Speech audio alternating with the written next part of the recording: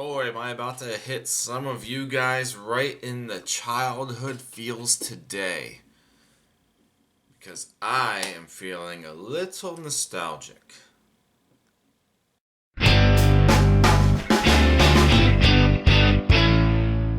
What's up, guys? Welcome to this installment of Mike's Vehicle Vlogs. I know it has been a few weeks now since I've actually done a vlog. I don't know. There honestly, for the time being, there really hasn't been a whole lot to talk about. I really don't have a whole lot going on. I got nothing coming up with the Aztec yet. I'm still waiting to get my radiator and such. So yeah, I mean that was gonna be the next thing on the list for my Aztec project. But in the meantime, I really haven't been doing anything with that other than going outside here and there and starting it up and let it run for a little while. So there's that. The other daily drivers, the Fusion and the Fiesta, are both, as at the moment, are in good shape. I got nothing in regards to them at this time to talk about. The only thing that I have that I'll probably have in my next vlog, I do have an update with my mom's car. I'll probably let you guys in on this update in the next vlog. There's some, a big update in regards to like my mother's car, which was a Kia Sportage. So, yeah, I got some news about that. Other than that, I really don't have a whole lot of other things going on. So that's why I've been MIA for a little while. The last thing that I had filmed and released to YouTube was the Ford Ranger Mike's Vehicle Spotlight feature, which I'm finally glad I was able to get that out to you guys. So far, it seems like you guys are enjoying it. I got over 400 and some views at the moment. It may actually be, at this time, my most popular MVS feature of the new MVS lineup. It's well over 400 views at this point. The other couple of MVS features that I've put out this year have not made it that far at the moment. So far the Ranger seems to be the most popular, and I'm still working on getting some other MVS features out to you guys. We are still heading towards summer. The weather's definitely warming up. Spring is officially here. It has been here, and I will be able to do more videos for you guys outside. More backlot cars, some more cars at the dealership. So we'll get this channel back up and rolling here in no time. So I will have things for you. But yeah, there really hasn't been a whole lot going on these last couple weeks. So I just really haven't filmed. I haven't had anything to talk about. But today, I'm going to really take you guys back, most of you guys hopefully, to the mid-90s when PlayStation was a thing, because I'm going to show you and talk to you guys about what is probably my all-time favorite video game series that I've played since I was a kid. Now, of course, as a kid, I grew up with Nintendo, Super Nintendo, Sega Genesis. I mean, all of that stuff is old school. A lot of the younger generation today, they have no idea what it was like to grow up with Nintendo and Super Nintendo and Sega Genesis. I mean, a lot of these kids nowadays, they've got their virtual reality sets and their Xboxes, and I honestly, I don't even know everything that's out nowadays. I mean, I'm not a huge gamer. I don't game often, but growing up, I had a few of my favorite games. No doubt, Super Mario Brothers, the original Super Mario Brothers, that was one of my favorites. And I had the one for Nintendo with the Duck Hunt game also, so that was always fun. With the Sega, it was Sonic. I was a huge Sonic the Hedgehog fan. And I think they're still making the Sonic. I think, if I'm not mistaken, Nintendo actually owns the Sonic series, if I'm not mistaken. But, me, classic, I'd rather play the old Sonic. I just like the old stuff better. And then, when PlayStation came out, there were a few PlayStation games that I loved to play. There was Crash Bandicoot. Crash Bandicoot is one of my all-time favorite video games. To this day, I still like to play the original Crash Bandicoot series games. They're fun. They're hilarious. I love them. Parappa to Rappa was another one of my favorite ones where you gotta kind of stay on rhythm and help this cartoon dog rap. And that was another game that I really liked. But nothing came close to the Need for Speed game series. And that's what I'm going to talk to you guys about today because it is car related. It is something that I've enjoyed since I was a kid. And I'm going to, we're going to actually play. Well, I honestly had already played these games, but these are recorded. I recorded myself playing these games for this video.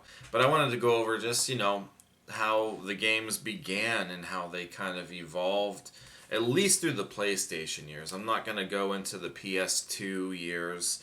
I'm just kind of talking about my favorite Need for Speed games. And honestly, that's the first 4 games that were released in the series. I'm starting with the original, The Need for Speed, with Road and Track, which was a car magazine. I don't know if they're still around or not, to be honest with you. But the Need for Speed, that was the original. And then from there on out, there are 2 and 3 and High Stakes. And those are the 4 that I have, and those are the 4 that, for a majority of my childhood, early teenage years and stuff, those are what I'd like to play. The first time I had heard of the Need for Speed was when my dad bought us our first PlayStation. My younger brothers were more game driven than I was. I was, 10? 9? No, actually, yeah, I think I was 9 when we got the first PlayStation. So, my other brothers were really, excited for it. Me, I was curious about things, but there was a sampler that came with the PlayStation, and the Need for Speed was one of the games on the sampler. So needless to say, that is the one that really drew me to, playing the PlayStation and this game. I could not wait to actually get the real game. It took me actually a while to get the real game. I would just go and rent it from time to time and play it that way, but it took a long time. Obviously, my copy is the greatest hit, so it was already out for a while when I bought this one years and years and years ago. But this was, this was like the start of, in my opinion, the ultimate car game. My wife and I went to a store, with used CDs, used movies, used games, and for some reason I went in to get a game, one of these Need for Speeds that I had not owned yet. I had only played it just very little, just from renting it, and I'll tell you the story about that when I get to that game. But I decided, I felt the urge to play the game. I dug out the PS2 console, and I just wanted to play some old games. So we went in there and I bought this game, and I ended up repurchasing another one of my Need for Speeds because somewhere down the line, a couple years ago, the other one, it got lost. It was kind of ruined anyway, but it ended up getting lost. So I replaced it, and so I have my first 4 Need for Speed games back, and as I'm playing them, I was kind of like, I'll make a vlog about it because it's car related, like I said.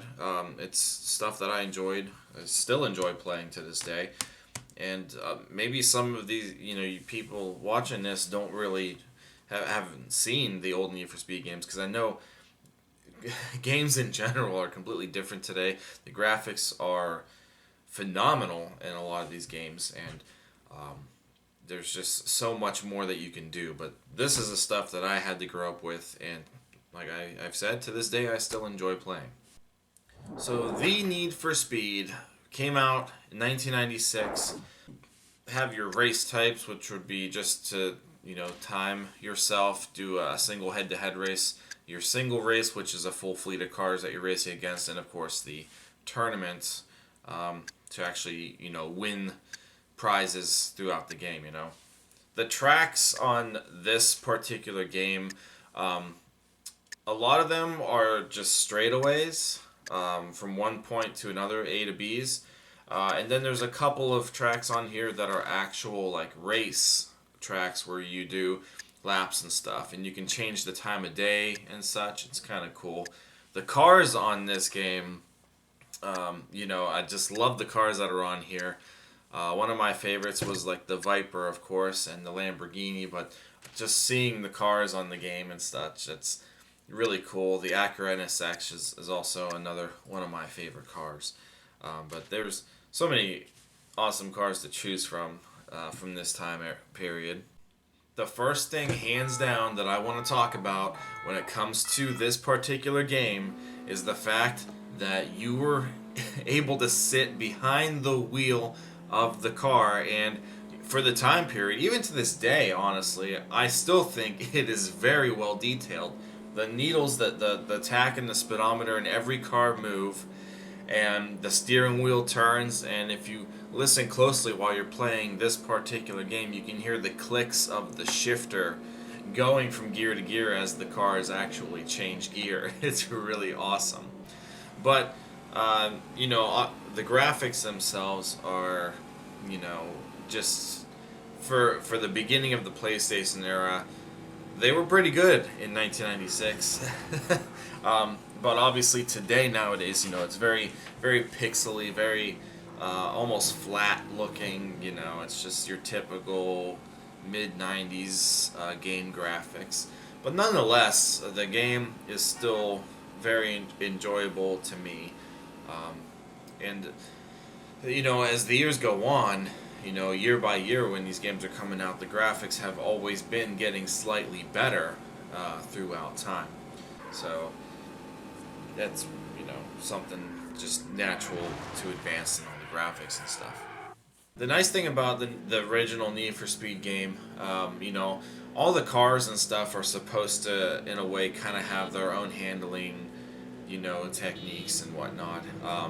And, you know, all of the cars, like just the game in general, the cars are actually pretty simple to handle through the turns and stuff. You know, you really don't have to like let off the gas a whole lot. I mean, if this is one game, all of these games, to be honest with you, for the most part, all of these games are games that I was really good at when I was younger, so I knew how to actually drive through all these courses and stuff without really crashing a whole lot. Nowadays, since I'm dug these up and have only recently started playing them again, you know, I'm not as good as I used to be, so I'm a little rusty on a lot of the driving techniques that I was used to doing as I was younger. But the overall handling of all of these cars on this game isn't bad. I think when they designed the game, it was supposed to kind of give you a real driving feel. And I don't really think it's obviously all that real. You know, if you hit the handbrake button on the controller, you know, you might slide too much in this particular game. So the handbrake isn't really necessary for this particular game unless you're really coming on a really hard corner in this particular game. But you can steer the car with the diagonal pad on, you know, the controller, and a lot of times, depending on the course, you don't really have to let up off the gas. So you know, that's really it. The fastest car on this game, well, technically the fastest car in this game is the Lamborghini Diablo, and I think usually, at least every race that I've done with this particular game, that's usually the car that always wins. But, you know, it's not always about the speed, of course. It's about the technique. If you can get your car, you know, up fast enough without really hitting anything, and that's kind of hard not to hit anything, but, you know, you make it around the other opponents and stuff like that, you have a chance of winning. But for the most part, I think the Diablo is always the one that wins the race. Now, of course, just like every other game from this time period, there are hidden... there's a lot of hidden things, you know, that you can access. I'm pretty sure in all of these games, naturally. If you win a tournament or, achieve goals, you're rewarded with passwords to unlock cars or tracks. And, over the years, of course, game magazines will publish the passwords for you once the games, I think, have been out long enough, in case you just want to cheat through it. So, of course, when all of us as kids got our hands on the cheat codes, it kind of defies the purpose of actually trying to accomplish getting the codes, by not using them through the magazines. Try to win the tournaments, win the races, and all that stuff. Genuinely be rewarded with all these passwords and stuff. But and I did, and so in most cases I did. But for the other ones, of course, had to do the cheat ones. So, all of these games have cheat codes that you can use to unlock these tracks and cars or whatnot. In this case, for the original Need for Speed, there are passwords to unlock a track which is called Las Vegas. And there's another password that you can enter to unlock what they call the Warrior. And the Warrior is a fictitious car that honestly doesn't really exist. But it is the fastest car in the game. Now, when I said the Diablo was the fastest car in the game, the Diablo was the fastest car in the game legally. But if you're cheating and you're going with these cheat codes and whatnot, you select the Warrior. It is a car that completely blows all of the other cars out of the water in this game. And you can tell it's not real. It doesn't look real. Even in the pictures, they have it kind of sitting on the track, but you can tell it's a computer-generated image. But it's a sweet car. The thing that cracks me up about the Warrior is not only is it really, really fast, but it is also has a interior from the Corvette of this generation in this game, and they just modified it with this fake-looking tachometer and a digital speedometer on the dashboard. But like I said, this car is really fast, and on this particular Las Vegas track, which is what I played, since they were both hidden track, hidden car. The car overall doesn't handle too bad, but when you get up to around over 200 miles an hour, and on this particular track, it is very hard to keep the car from not flipping when you're bouncing off of the invisible barriers or whatnot. But the nice thing about the Warrior, though, is if you happen to crash that badly, the car is fast enough to where you can recover. Like on this particular race, I've probably crashed maybe a dozen times and somehow still managed to win the race. So, but yeah, the Las Vegas track on the game was, isn't really the best for this car, but honestly, it probably isn't best for any car. But nonetheless, it's still fun, and you're almost guaranteed to win every single time if you have the Warrior. Now, when I played the Warrior car on the city track, which is my favorite, probably one of my favorite segment tracks on the game, where it's just point A to point B. According to the game, it's about 5 miles long, roughly. That car is fun because the majority of the city track is straight. There's not too many turns. There's a couple of curves here and there, but I got this car up to almost 260 miles an hour, and I'm honestly pretty sure this is the fastest car developed for at least the games that I have. But yeah, I got it up to, it was like 258 or something like that before I had to come into the thing, and the race was over in, I think, a little over a minute. I got through that, so it's fun. All the other cars are left in the dust. I crashed somewhere around here.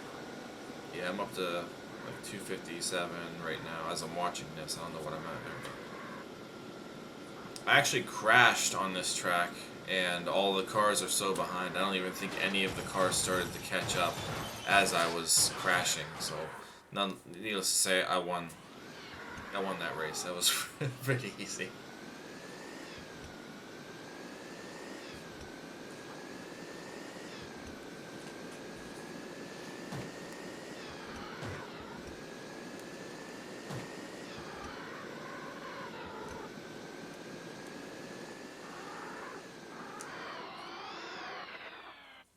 So that's the Need for Speed, the original Need for Speed. But then a year later, we have Need for Speed 2, and this is the other game that I had to replace because it somehow got lost over time.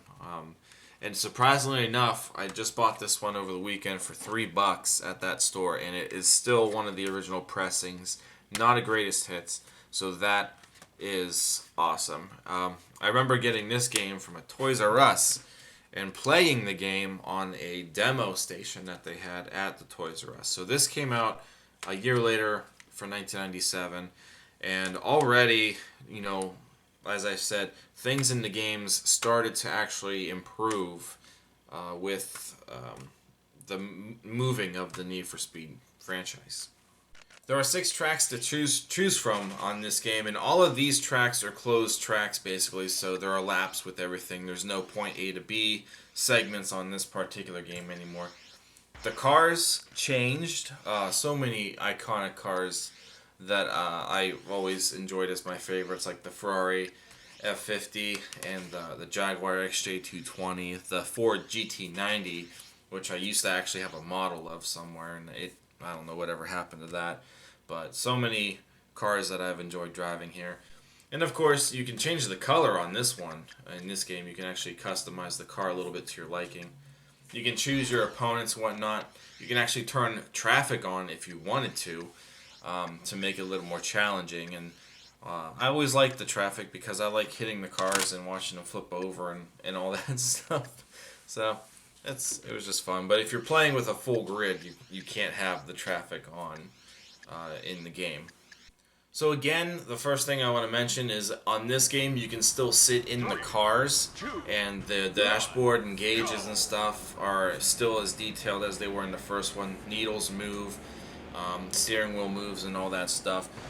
The graphics for the remaining portions of the game, I think they look slightly better. I don't know what it is. I just think that there's something about this game that does look better than the original Need for Speed game. The nice thing about this game also is, depending on what track you're in, you can actually kind of step off of the road. There aren't as many barriers as there were with the first game. As a matter of fact, there are shortcuts that you can actually find with this game if you just want to kind of drive around and putz around the tracks and stuff like that. You can find some other roads that are off of the main road. You can actually cut through some places as a shortcut. If you're actually racing and you want to use those shortcuts, you probably need to time it just right, because if you end up trying to get out of a shortcut and you kind of hit an invisible barrier, if you nick the invisible barrier as you're coming out of it, depending on where the shortcut is, you're going to end up crashing, and all the cars are probably still going to pass you. Or, if you're me, like I did, you might actually cut out in front of all the racing cars and cause a crash or whatnot. But whatever, it's still kind of fun to use the shortcuts if you need to. But I think a lot of the maybe it's the background stuff, like you can see like mountains in the sky and stuff. I think it looks better than it did in the first game. The cars may be a little detailed, just still blocky and stuff, like mid 90s game graphics go, but it's still pretty fun in my opinion. Fun fact, this game is actually how me and my best friend, whom I had actually just kind of met in my neighborhood, this is how we actually kind of bonded. We would actually play the Need for Speed 2 game in 2-player mode, and we would drink some sort of off-brand chocolate milk from a grocery store that honestly doesn't even exist anymore.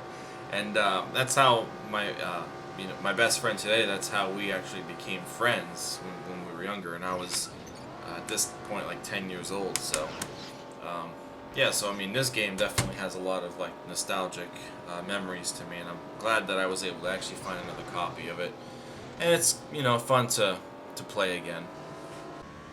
The McLaren F1, I do believe, was the fastest car on this game. I think it topped out at like 232 miles an hour. I think it's a more of a challenging car to drive on the tracks in this game that are winding and stuff like that. The best track to probably have this particular car on is the Proving Grounds track, which is a closed, just racetrack. It just goes in a circle. There's really no sharp curves and stuff there, and even when you're at high speed, some of the curves that are in this track, you probably should be careful of. But the McLaren F1 is the fastest car here, and I don't think there is any secret car that is faster than that.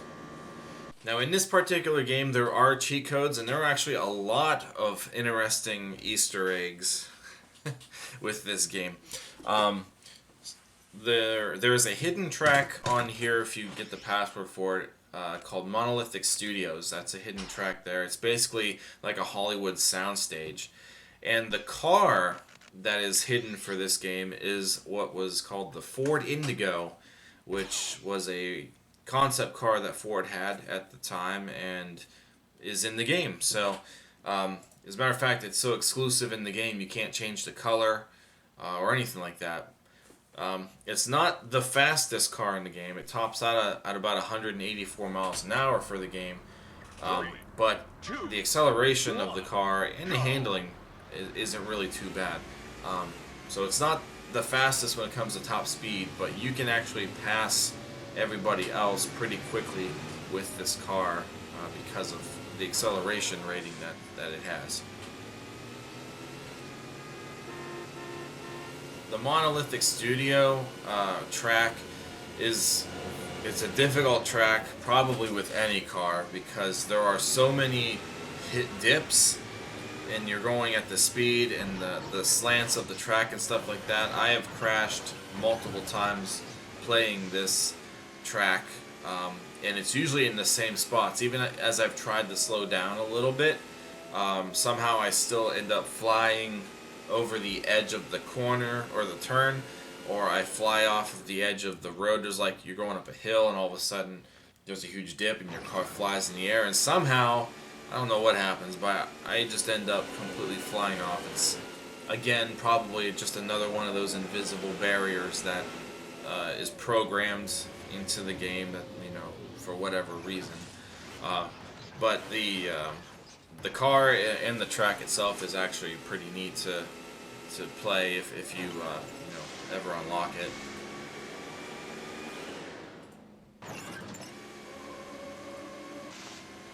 Lap record.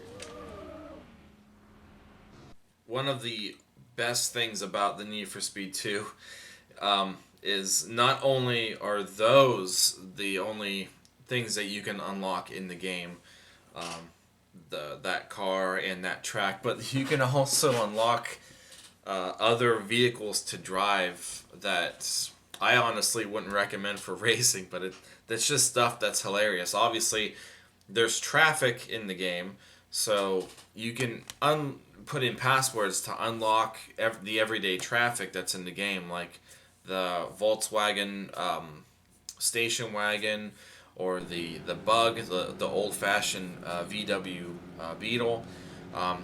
So there's just all of these things that you can unlock just to kind of have fun with if you're not racing. I'm actually finding a list for the other ones here because I kind of lost it. But the funny ones are, and these are like my personal favorites. You can drive a log.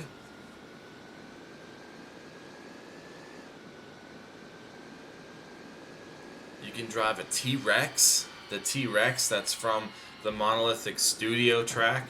You can actually drive the T-Rex as your car. You can drive a school bus, and the school bus is extremely slow, so you definitely don't want to race with the school bus. You can drive an outhouse. You can drive an outhouse.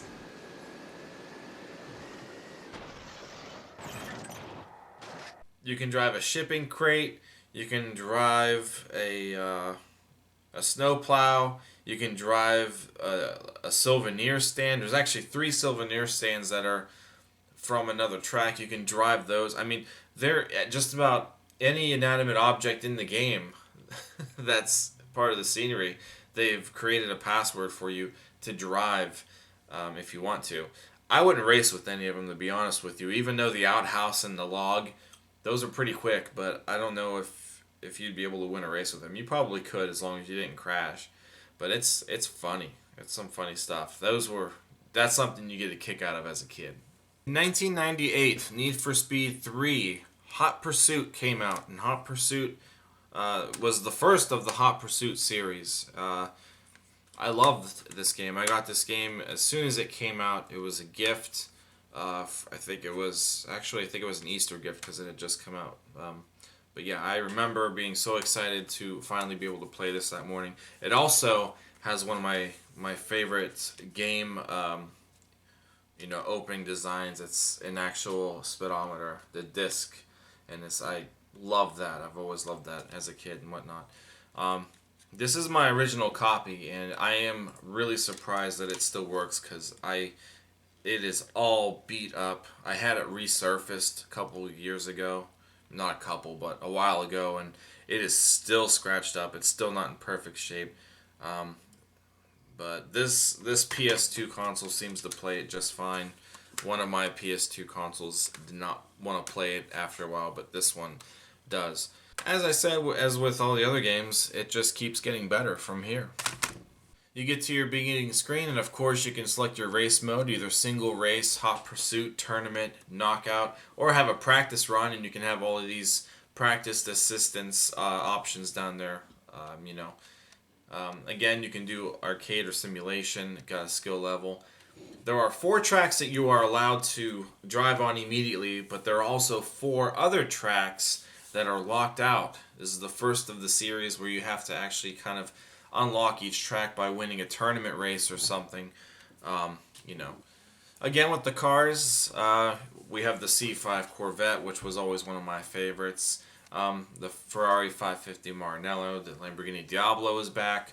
A Jaguar and a Mercedes are both locked already. And there's a few cars on here that I'd never heard of, but they're still fun to drive, You can actually use analog braking on this game. I don't really know if it makes a difference on or off. And you can still select a color of your choice, which is, still a nice little customizable feature. Your opponents, you can choose full grid, you can choose one car, you can choose none if you just want to drive around. And of course there's the traffic, which you can actually adjust the amount of traffic that you have with the race. So again, another year has passed for the Need for Speed series, and the graphics, again, I still think are starting to look a little better. Still nothing to today's standards, of course, but it just seems like each year something in the game is getting clearer, at least. The one thing that I was really disappointed with, at least with the PlayStation version of this game, was that they don't have you sitting behind the wheel anymore of the cars. I was really kind of bummed out by that I couldn't, get behind the wheel of the cars anymore. Instead, they just kind of threw the tachometer up at the top of the screen where your speed is. The tachometer picture that they show represents the actual tachometer in each car for the most part. So I did think that was cool, that at least kept some sort of the original car design with something in the interior on the picture. So the tachometer thing is kind of neat. The rest of the layout of the game, I think, is probably one of my favorites, with the speedometer and stuff on top, your race map, in the corner with your position and stuff like that. The tracks on this game, I think, are a lot better. They seem to be a lot more 3D-ish, I guess. And the nice thing also about a lot of these tracks is if you have the time to kind of mess around instead of racing or whatnot, if you just want to take the time to drive a car through the track and stuff, there are a lot of places on these tracks now in this particular game where you don't have barriers. So you can actually explore quite a few shortcuts if you have the time. I've found quite a few shortcuts back in the day. I don't remember all of them now, but you can actually just drive up to a lot of places on these tracks and just You can drive around buildings or whatnot. For example, on this track here, as soon as you start from the finish line, there's a motel and there's a taco den restaurant right there, even though there's nobody there. But you can drive around the hotel to the back of the hotel, and there's like picnic tables and stuff. You can hit the picnic tables if you want, but I didn't. And then you can drive around to the taco den. You know, it's like just stuff you can drive around in. A little further up the road, there's like this satellite place. I don't know if it's like supposed to be like a TV station or whatnot. I don't know, but you can actually knock down all of the fencing if you want with the car, and you can drive around the property. It's it just kind of gives you something to do. I don't know. I always thought that was fun as a kid. There's a gas station with a revolving sign, and you can drive up to the pump, and there's a bell that rings like the old gas stations used to do. Next to that is like a salvage yard, but you drive through the fence, and there's nothing in there. You can see some fake salvage in the back or whatnot, but there's really nothing else in there. But just a bunch of stuff like that, just to give you something to do if you didn't want to really race. You can just find all of these interesting, places to drive off of, drive around in. You can drive in the desert on that track. I mean, there's just a bunch of cool things to do. Of course, the big thing for the game, this particular game, is Hot Pursuit mode, and I've always loved Hot Pursuit mode. I actually liked doing Hot Pursuit more than the actual racing. Because obviously you're trying to race and beat the cops. You're trying not to get arrested, which obviously means the game's over. Now, depending on how many laps you select for each track, or maybe some other circumstances, if you happen to get stopped, there's a certain number of fines that you can get before you're arrested. So usually they'll let you know by saying this is your last warning or something like that. And if you get pulled over again, you get arrested. One thing that I've found throughout the many years of playing the game is as long as you can keep your car over like 35 miles an hour, they're not going to stop you. They can be right beside you and you can be going like 40, maybe. But I've always kind of noticed around 35 is when they'll automatically, the game is going to stop you and have the cops pull you over. It gets kind of difficult because they like to set up roadblocks and stuff like that, and especially if you have the other traffic on. If you run into traffic car and there's a cop with you, he's going to run into you, and it's potentially going to slow you down. They're always going to try to ram you off the road and slow you down and stuff like that. And that's kind of the point of the game, is you got to just beat the cops throughout the entire race, and you win, obviously. The cops' voices they crack me up in this game because they seem to be so kind of aggressive. They like to yell and stuff like that. So the speech that the cops usually give as they're trying to pull you over is always made me laugh. I love it.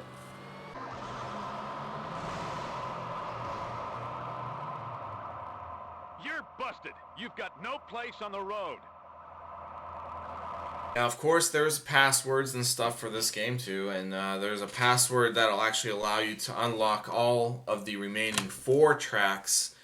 And the cool thing is the 4 tracks that you unlock in the game are like alternative tracks to the original 4 tracks that you can automatically play when you get the game. So there's different roads and stuff like that in those particular tracks, and I think it's pretty neat. There's some scenery changes and whatnot, but when you're starting off driving on that new track, the first minute or whatever looks like the old track, but the roads close off and there's a different route to go, and that's when it all changes. And I always thought that was cool. Plus, in this game, there is a completely hidden track that you can unlock also called Empire City. Empire City has honestly always been one of my favorite tracks to play. It can be kind of challenging, but it's kind of cool. It's like a really dark kind of city setting, and it just looks wet and rainy or whatnot, and it's just kind of a cool track to play. When it comes to the car that you can unlock, There's codes where you can unlock the Jaguar, you can unlock the Mercedes, and then there's a fictitious car called the El Nino. And the El Nino is like the ultimate supercar of the game. I always thought the El Nino just looked cool. Don't really know what it was supposed to be modeled after, but it just looks like a cool car. El Nino is kind of equivalent to that of the Warrior that is from the original Need for Speed game that we looked at. If you have the El Nino car, you are probably going to win every time. If you are playing the Hot Pursuit mode and you have the El Nino car, you're probably never going to get pulled over. You just gotta kind of be careful. The El Nino handles pretty decently. As a matter of fact, I really didn't talk about the handling, but every car on the game so far to this point, I think this is the best handling Need for Speed game in this order. So the handling of the cars have slightly gotten better, but the this game here, I feel like all of the cars handling really well. You use your steering and your handbrake, methods or whatnot accordingly. But you really don't need them, I don't think. The handling of the programming, whatever they did in this game, the handling of the cars just seemed to be, pretty good. This is my favorite handling game.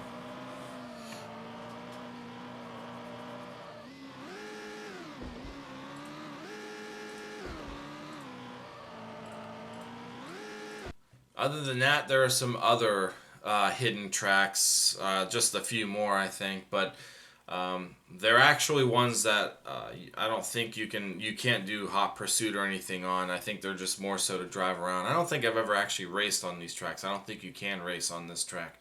I could be wrong, but anyway, like one of my favorite ones is it's like a child's room, and you're almost kind of like a Hot Wheels car, and you're kind of driving on like a Hot Wheels track or an RC car track, and there's like candy bars and baseballs and spelling blocks and stuff all around, and I thought that was a pretty cool thing. It took me a while to figure out that track existed. I learned about the Empire City password and thought that was the only track, but it took me a while to find out that there was actually more, some other hidden Easter egg tracks that you can actually get into and have some fun with the game.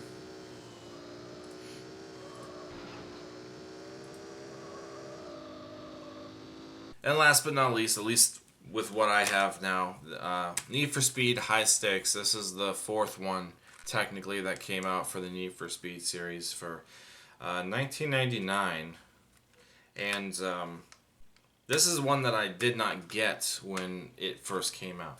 The reason why is because I was in the 5th grade. 5th grade was just about over, so it was almost summer break. And I was having a hard time with my math. Well, my dad promised me that if I was able to pull off a B, at least a B in my math class at the end of the year, he would buy me this game. So I worked really hard to get up to at least a B. And probably before like the last week of school, I was at a B. But something happened and I ended up getting a C in math. So I was never able to get this, at least at that time, I didn't get it. I wasn't allowed to get it. They wouldn't buy it for me. I just got it this weekend, so it took me 20 years to finally get this game. Now, I have played this, like I said, very few times, rented it from the, from the video store. But this is the one that I went in there for because I was like, I haven't played it for real yet. And I played it, I played it earlier today and I played it yesterday for a little while. And there's still a lot that I gotta learn about this one. So let's briefly touch up on this game real quick. So once you enter your original menus and whatnot, obviously there's your game options and such. You can adjust your race type to test drive, single race, hot pursuit, tournaments, or special events. Haven't looked at all of these yet, to be honest with you, so I'm not sure what all of this stuff means. With the single race and stuff, you can choose if you're going to do a full grid, just race one other vehicle, or you can do just drive around, I guess. This game, unfortunately, you can only drive 3 tracks originally. There are only 3 tracks to choose from. A lot of these tracks are locked. I have not looked into unlocking any of these yet, so I don't know what any of these tracks entail. There's a lot to this game that I don't know about. I don't know any of the cheats. I haven't looked into any of this stuff yet, so this is going off of my first real impression as of like this weekend. But with the cars, also noticed that if you want to race, if you're going to go into a single race, there are only 2 cars that you can choose from, and they actually give you a certain amount of money. There's like 20,000 something. I'm assuming it's dollars, but there's no sign there, so it's probably just a number for the game. But the only cars that you're allowed to really start off with what they give you, is a Mercedes SLK and a BMW Z3. All of the other cars, and there's actually a pretty decent variety in this game, but you can actually choose the Camaro, you can choose the Firebird, which I was excited about. I completely forgot about that. You can choose an Aston Martin DB7, you can choose the Jaguar XKR, you can choose the BMW M5 sedan, you can choose the Chevrolet Corvette. It comes back for this game. The Ferrari 550 Maranello also comes back to the game. The Porsche 911. The Ferrari F50 is also back, one of my faves. The Lamborghini Diablo SV. The Mercedes CLK GTR is back. And the McLaren F1 also returns to the game also. So yeah, there are a lot of other cars to choose from, but you can only access 2 of them if you want to race. But if you go to the test drive option, you can drive all of the cars except for the Mercedes CLK and the McLaren F1. Those 2 are still locked, but all the other cars are now within your reach.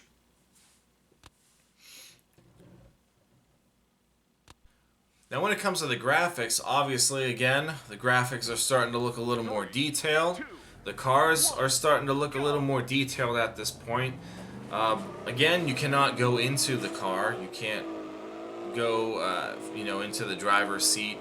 But the game also carries over the tachometer next to the speed on the screen display, and the tachometer again probably resembles that in most cases of what the real tachometer in each car looks like.